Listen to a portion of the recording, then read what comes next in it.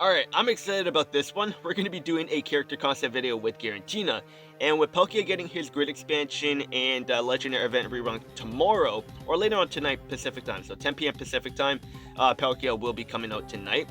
But for me, he's going to be coming out at 2 a.m., so I'll have all those videos on Palkia early in the morning tomorrow. But anyways, this video is about Girantina, and I'm super excited about this one because he is one of my favorite legendary Pokemon in Sinnoh. Like, the design for Girantina is just so sick. Like, even his origin form, like, it just looks badass. I love it. But let's just go to his stats and take a look at what he can do. So he's more of a tanky Pokemon because we can see, like, his physical defense and special defense. They're higher than his offensive moves. But still, he could do decent amount of damage. Just because his base stat total is 680. So, obviously, with him being a legendary, like, no matter what, he's still gonna hit fairly hard, regardless. Especially with the moveset that he can learn or have is pretty good. But his HP is pretty high, sitting at 504 when everything is like to the max, like proper Eves, IVs, proper nature and everything. So 504 HP, and then physical attack and special attack is 328. And then physical defense and special defense 372, and then speed is sitting at 306. So not like a terribly slow Pokemon, but not a fast Pokemon either. So he's sitting more so in the middle, but more on the slower end, I guess you can say. But still, pretty solid stats. Like, obviously runnable on teams if you want to go for him. But in Pokemon Masters, obviously these stats are going to be completely different. I think, if anything, they might actually make him a support type if he does come. But we could talk more about that when we go into, like, the moveset and everything. But, like, they can go two ways on building Girantina. Either a support type or a striker. But if they do make him a support type, by no means am I going to be upset about that. Because he will be tanky and he'll be a fun support to run. If they do him right. But let's go to his moveset. And he does have pretty solid moves, so if he were to be a support type, like, there's not really much that they can do with this guy. I mean, he has Defog, but we have Altaria, but if they want to make him a support again, they could give him Defog, and then they could help support in terms of getting rid of, like, the field effects and everything, so that would be cool. They could do Pain Split, Scary Face or something to lower the speed of the enemy. They could go with Thunder Wave again, Safeguard, Will-O-Wisp, Hex to help with the support doing a little bit more damage. But, like, overall, like, his moveset is more of an offensive build. So I can't really see him being a support type, but if they were to do it, I'm sure they can make it work. Because again, like, he has Defog, they could do something with Paralysis, so like maybe like, there's different stuff that they can do. But again, I can see him being more of a striker just because of the moveset that he has. But we'll have to see when he does come to the game. But let me know what you guys think. Do you think he could be a support type? Or do you think he could be a striker? Let me know in the comments below, because this is kind of split now. The more I'm looking at his moveset, like, the more I'm thinking he could be a striker. But at the same time, like, when we also look at his stats, he is a defensive Pokemon. So I don't know, it's hard to say, but again, let me know what you guys think. And in his origin form, like, the stats don't really change, still the same. So yeah, nothing changed with his origin form, just the aesthetic look. But let's go to my notes and talk about the build that I have for him. Alright, so this is everything that I have for him, and for his trainer, I don't know who he could possibly have. If Lucas does come to the game, or when he does come to the game, I could see him being more with Dialga. And then with the Girantina, I don't know, it's hard to say, like, maybe Signasu Dawn.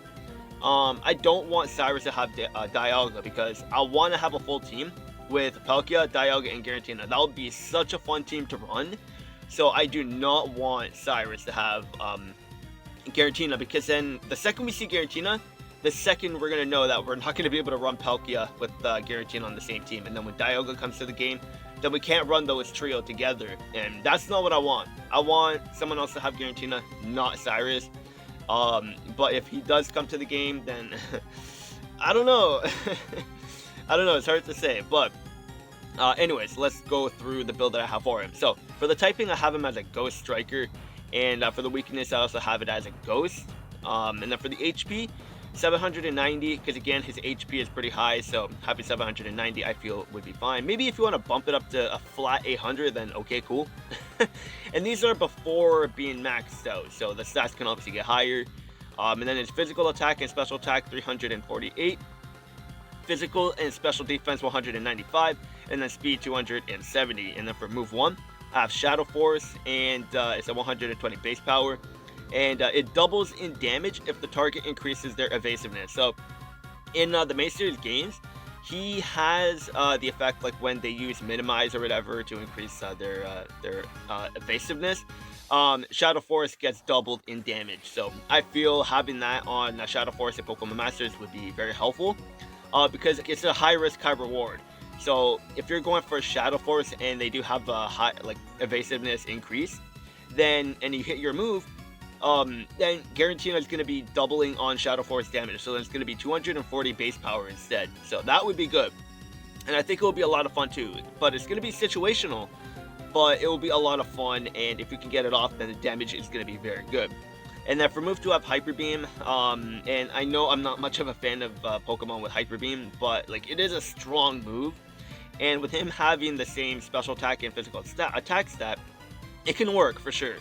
And then for move 3, I have Dragon Claw, and then for move 4, it's the training move, and it's going to be Destruction. Now that's just a placeholder, just because I don't know who the trainer is going to have, so it would be weird to have Dawn as the trainer with Girantina and just having the training move named as Destruction.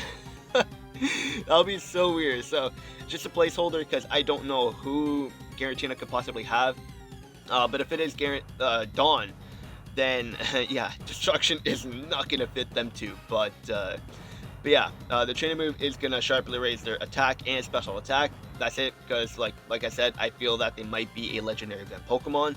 So we do have Xerneas, so it'll be weird to see like a major step down on what these Pokemon could do, but still, he's a striker, so even just increasing his physical attack and special attack would be very helpful.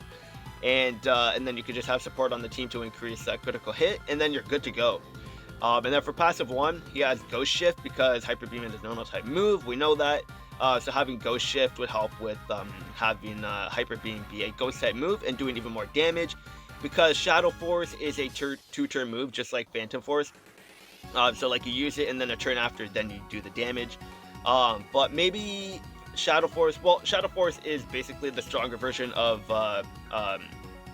Phantom Force, so like it's going to be the same effect, but just Shadow Force is obviously a lot stronger. But yeah, and then we have Critical Strike 1, and then passive 3, we have Move Gauge Refresh 4. And that'll be very good, because obviously his moveset is move gauge hungry, so Shadow Force would probably be a 4 gauge move, and then Hyper Beam is a 4 gauge move. And then Dragon Claw, I think, is a 2 or 3 gauge move. But regardless, like having move gauge refresh built in on his passive is going to be very helpful. And then for a free-to-play Pokemon to have this on his passive, obviously that's going to be good. And then for the Sync move, I named it as Unstoppable Shadow Force, and upon using the Sync move, he turns into the Origin form until the end of battle. And like having the Origin form is just going to be so cool in the game. Like imagine just seeing Girantina in battle. Sorry about that. Like I got a frog stuck in my throat. I don't know why. Like my mom, my parents always said that. It's like when I like sort of struggle with getting like phlegm or whatever out of my throat. So like, oh, you got a frog in your throat. And then when I was younger, like that always scared me, and I always thought that there was a frog in my throat. But I'm getting off topic. Anyway, let me know what you guys think of this build though. I can see him having something like this. I guess not too terribly overpowered. I can't really see him having anything like major on his grid for multipliers. Like really the only multiplier that he's sort of getting is Shadow Force, but that is only if the enemy increases their evasiveness, because then Shadow Force becomes 240 base power. And then on top of that, he has Critical Strike 1 on his passive, and then if you want, you can put Critical Strike 2 on his Lucky Skill, and then go up to Critical Strike 3, so that's even more damage. But with him not having critical on his moveset or kit, you're gonna have to rely on support in order to be doing that much damage. So like again, like I'm not really expecting him to be like crazy overpowered, just because like they can make him in two ways. Like I said, a tank, or they can make him a striker. But the way his moveset is, I feel that he could possibly be a striker, because it's gonna be weird seeing a support type with mainly attacking moves, and then for his passive he just has all like support stuff. I mean, that could maybe work. But I don't know. I think he's gonna be a striker and a legendary event Pokemon, but for the trainer, I have no clue who he could possibly have. But if any of you guys know, definitely let me know down in the comments below. Maybe he could have that other lieutenant or guy from Platinum, like that old man.